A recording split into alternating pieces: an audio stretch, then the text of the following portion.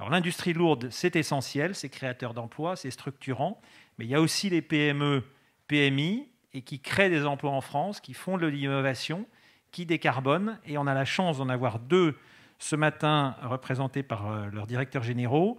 La première, donc dans la mobilité, avec Christophe Cornillon, qui est ici et qui va venir vous parler sans slide, donc ça va vous demander un effort d'attention redoublé, mais c'est aussi, il faut varier les plaisirs, et qui a donc, lui, relève le défi de concevoir, produire, vendre des scooters électriques franco-français, ou presque. Christophe. Bonjour à tous. Eh bien, merci de me donner la parole. Donc, je vais me présenter. Je suis le fondateur d'une petite société, une start-up, qui même, c'était il y a 10 ans, mais je me considère encore start-up. On est toujours dans l'évolution, dans l'innovation, dans le développement. Donc nous, effectivement, on s'est créé il y a 10 ans. Le constat, c'était que les grands groupes en matière de mobilité, notamment de deux roues, restent un peu sur leur position et n'évoluent pas et continuent à sortir des véhicules très polluants, que ce soit moto, scooter, puisque c'est de ce segment dont je parle. Il n'y avait aucune évolution envisagée ni perçue, ou très très peu, ou seulement des prototypes. Et puis souvent, prototypes, quand on les présente dans les salons, on les voit, ils sont placés sous l'escalier pour que personne ne les voit. Donc il n'y avait vraiment aucune tendance au niveau des grands groupes, aucune volonté pour aller vers de l'électrique en particulier, puisque c'est de cela dont il s'agit. Donc il y a 10 ans, j'ai décidé de créer Excity Motocycle, qui est un constructeur français de scooters électriques. Nous sommes basés à Grasse, dans les Alpes-Maritimes. Et puis nous avons décidé de mettre notre intelligence et nos compétences d'ingénieurs à cette cause et de développer notre propre produit. Donc c'était il y a 10 ans. Maintenant, 10 ans plus tard, on a une gamme de produits totalement électriques que nous avons conçus, que nous fabriquons nous-mêmes, nous les assemblons à Grasse, que nous distribuons également et que nous vendons. Voilà, donc on assure toute la chaîne de valeur. On est en rupture avec le business model classique des scooters à essence et motos à essence, qui importent en quantité des véhicules alors en Europe, en France, qui sont parqués, qui sont stockés, qui sont ensuite envoyés en quantité aussi aux concessionnaires. Et puis, ils ont un certain temps pour les vendre avec une certaine urgence par rapport à leurs finances. Donc nous, on est en rupture parce qu'on vend en direct. On s'adresse aux particuliers en direct. On est en vente e-commerce. Et donc ça, c'est une vraie rupture. C'est une vraie rupture qui s'adapte très bien à l'électrique. Parce que la batterie électrique, il faut savoir que c'est un peu comme un aliment. La batterie électrique, c'est un élément qui va se détériorer dans le temps s'il est mal stocké, s'il est mal transporté et si on n'en prend pas soin. Donc nous, on fabrique sur commande, c'est-à-dire on ne fait pas de stock, on fabrique à la commande du client et on assure au client un produit frais, une batterie fraîche, qui va être donc d'une part de dernière génération, mais en même temps hyper performante et hyper efficace par rapport à sa fabrication initiale. Il y a d'autres parallèles, je dirais, avec l'alimentaire, puisque nous avons décidé dès le début de nous structurer sur un mode de circuit court. Nous avons adressé nos partenaires qui fabriquent pour nous certaines pièces au plus proche de chez nous, à chaque fois. Alors en France, on ne trouve pas de tout, hein, on n'a pas toutes les compétences, mais à chaque fois, on a été au plus proche de chez nous, donc dans les Alpes-Maritimes dans un premier temps, pour certaines parties mécaniques qui sont fabriquées. Il y a encore quelques industriels qui sont capables de faire quelques parties mécaniques sur un véhicule. Et puis après, en fonction de l'expertise nécessaire, notamment, je pense par exemple à l'expertise électronique qui concerne le BMS, le Battery Management System. C'est vraiment un point très, très clé sur les batteries. Là, nous nous adressons à des experts qui sont basés à Bordeaux, donc pas très loin d'ici, experts sur le sujet et avec qui on a donc développé un BMS particulier pour notre batterie qui nous est propre. Voilà, c'est un peu la manière dont on fonctionne. Après, au niveau cellules et batteries, on s'est adressé notamment à des Allemands et des Français qui construisent pour nous la batterie sur mesure selon notre conception. Et puis voilà, on a avancé de cette manière-là. Donc aujourd'hui, on a toute une gamme de produits qui est disponible, qui est fiable et robuste, qui est homologuée pour toute l'Europe, et on demande qu'à se développer. Donc aujourd'hui, on est en train de lever des fonds, pour tout vous dire. On recherche des fonds pour financer notre développement commercial. Voilà. Qu'est-ce que je pourrais rajouter d'autre, Luc? Tu as plein de questions? Oui, parce qu'en discutant avec toi, j'ai une chose qui m'a beaucoup surpris quand même, que tu pourrais partager, c'est la taille du marché et la part de l'électrique dans la part du marché. Moi, j'ai trouvé ça très faible. La deuxième chose, c'est peut-être nous donner des ordres de grandeur de prix entre un scooter électrique et un scooter thermique. Et puis, qui sont vos clients? Comment ça évolue?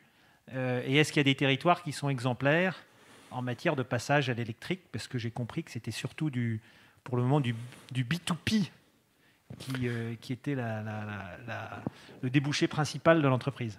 Alors effectivement, le débouché de notre entreprise aujourd'hui, c'est essentiellement des collectivités.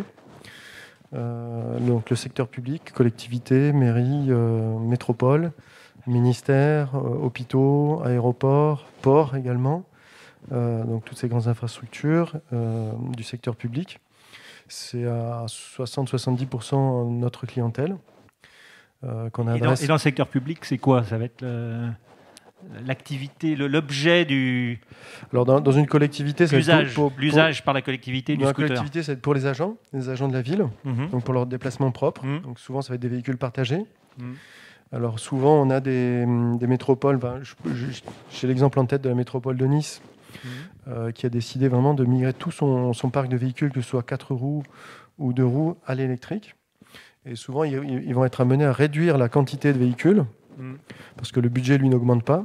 Donc ils réduisent la quantité de véhicules, mais ils les mettent en pôle à disposition d'une équipe qui va servir du véhicule pour son usage, pour les rendez-vous entre deux sites, pour aller sur un chantier, faire des vérifications. Donc les scooters, ça peut être la police. On a tous scooter police en tête. Ça va être aussi les agents des espaces verts. Ça va être aussi des cadres de la collectivité qui utilisent un 2 roues. Voilà, c'est multi-usage. La Poste, non?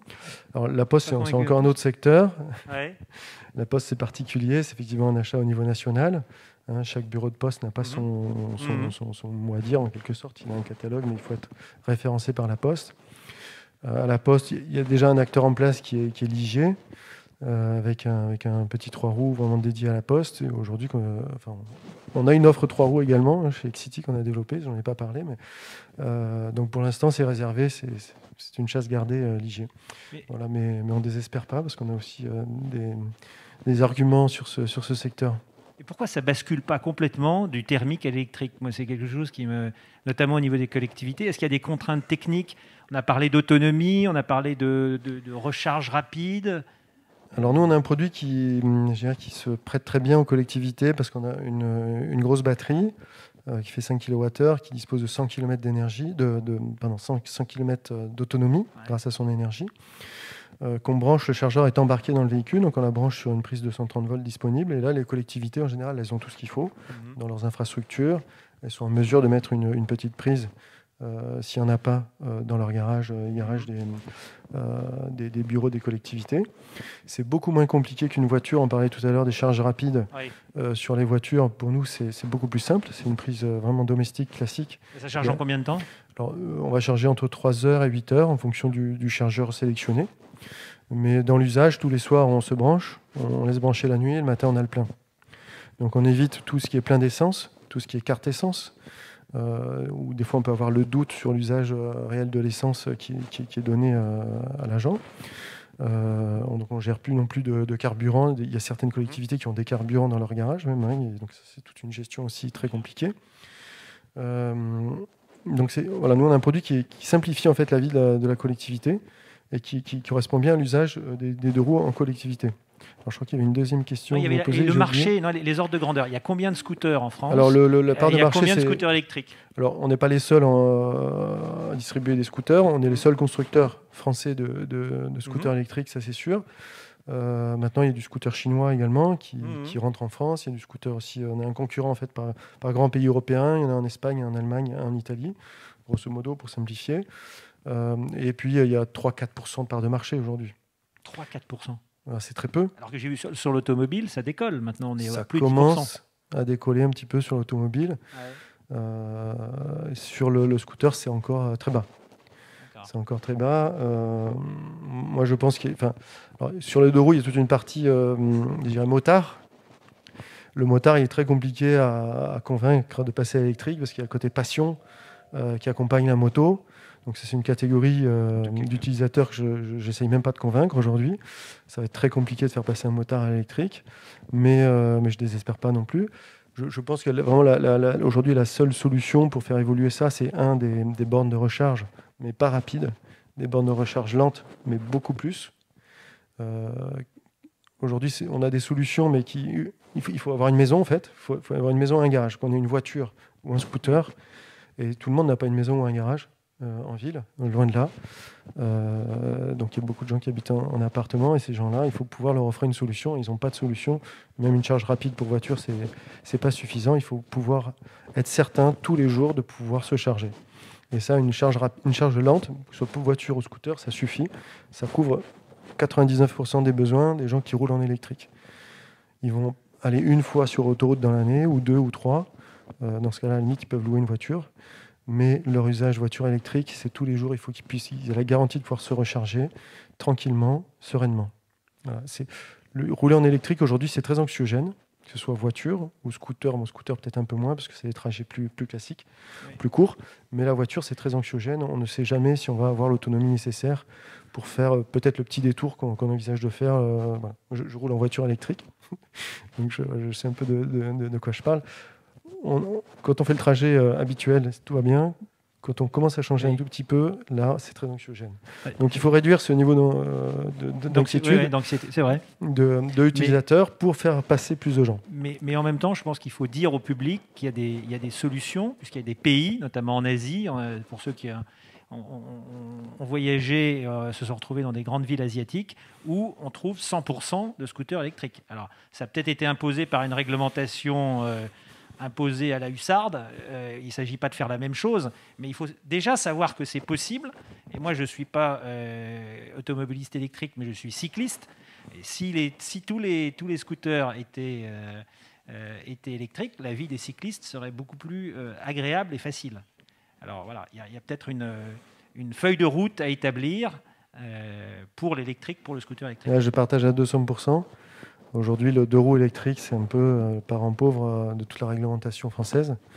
On n'y pense pas, on l'écarte. Les gens roulent voiture, donc on ne pense qu'à la voiture. C'est une alternative qui a beaucoup de sens. Ouais. C'est moins coûteux qu'un 4 roues. C'est moins encombrant. On fluidifie le trafic. Bon. Et on embarque beaucoup moins d'énergie pour la même distance. Donc il y a beaucoup d'avantages en termes d'efficacité énergétique à utiliser un deux roues. C'est très clair. Mais c'est un peu plus cher. Alors c'est un petit peu plus cher qu'un thermique aujourd'hui, on en a parlé tout à l'heure. Alors nous, chez XT, pour ce qui nous concerne, on a un 125 qui dispose de 100 km d'autonomie qui monte à 110 km/h et son prix c'est 7 500 € TTC. Donc avec un bonus gouvernemental de 900, on est à peu près à 6 600 € TTC. Voilà. Contre un thermique qui va être à 4 000, 4 500. Donc il y a encore un gros écart à l'acquisition. Mais à l'usage, quasiment tout le monde en est conscient maintenant, à l'usage, l'électrique est quand même beaucoup moins coûteux, beaucoup moins d'entretien, le carburant est beaucoup moins cher. Et on a par exemple chez Xity développé une offre de location longue durée qui est financée d'ailleurs par la Caisse des dépôts et consignations. Et on a une offre à 150 € par mois, le scooter, l'assurance, la garantie, l'entretien, avec une assurance tout risque également. 150 € TTC par mois, c'est hyper compétitif. Et donc là, on franchit le pas au niveau en termes de coût. On a une offre qui est hyper compétitive et disponible pour chacun. Bravo. Merci. J'espère qu'on verra de plus en plus de scooters électriques. J'espère. Il faut aller à La Rochelle, par exemple. J'espère qu'il y en aura. On va passer à Merci beaucoup, Christophe.